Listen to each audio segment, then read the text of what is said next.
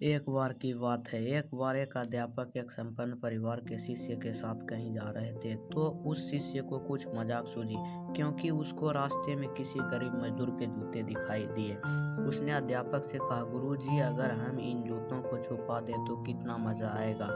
देखते हैं कि मजदूर पर इसका क्या असर पड़ता है। अब उसको तो मजाक सूझ रहा था, लेकिन गुरुजी ने कहा कि नहीं, गरीब इंसान के साथ इस तरह का भद्दा मजाक करना ठीक नहीं है।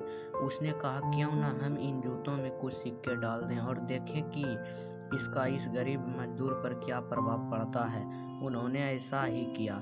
जैसे ही मजदूर अपना काम करके लौटा और उसने एक पाँव अपने जूते में डाला तो उसको कुछ कठोर सा महसूस हुआ। उसके अंदर हाथ डाला तो उसको कुछ सिक्के दिखाई दिए। वह थोड़ा आश्चर्य में पड़ गया। आसपास किसी को देखा तो कोई भी दिखाई नहीं दिया।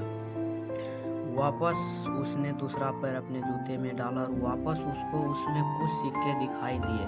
अब दोनों जूते के सिक्कों को उसने अपने हाथों में रखा और प्रभु की तरफ इशारा किया, हे प्रभु, पता नहीं किस भले मनुष्य ये सिक्के मेरे जूते में छुपाए हैं, लेकिन जिसने भी छुपाए हैं उसको मेरी दुआ है, ताकि इन पैसों से मैं अपने बच्चों और पत्नी के लिए कुछ खाना दवाइयाँ ला सकूँगा।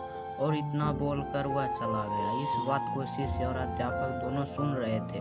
अब अध्यापक ने शिष्य से पूछा कि अब तुम मुझे बताओ कि तुम्हें कैसा महसूस हुआ, तुम्हारी पहली वाली मजाक या मेरा यह तरीका।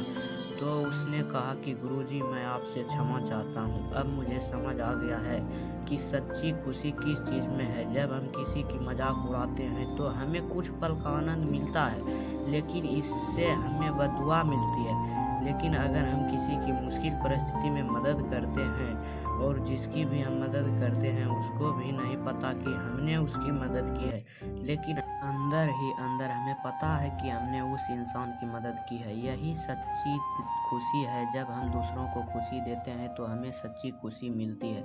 इसी तरह खुशियाँ बांटते रहिए, लोगों की मदद करते रहिए और दान करते रहिए। जिसके भी आप काबिल हो, जितना भी आपसे बन पड़े, दान करें, लेकिन दान जरूर करें। इसका मतलब यह नहीं है कि आपको अब कंपलसरी अनिवार्य रूप से इतने रुपये दान करने ही चाहिए, क्योंकि हर किसी की ज़रूरत अलग अलग हो सकती है। अगर आप किसी को पैसे का दान नहीं कर सकते तो कम से कम चीज़ों का दान तो कर ही सकते हैं। मुझे पूरी उम्मीद है कि यह हार्ट टचिंग स्टोरी आपको ज़रूर अच्छी लगी होगी। आपका कीमती समय देने के लिए दिल से शुक्रिया। अगर इसी तरह के इमोशनल वीडियो सुनना चाहते हैं तो वीडियो को लाइक और शेयर करें और चैनल को सब्सक्राइब करें। धन्यवाद।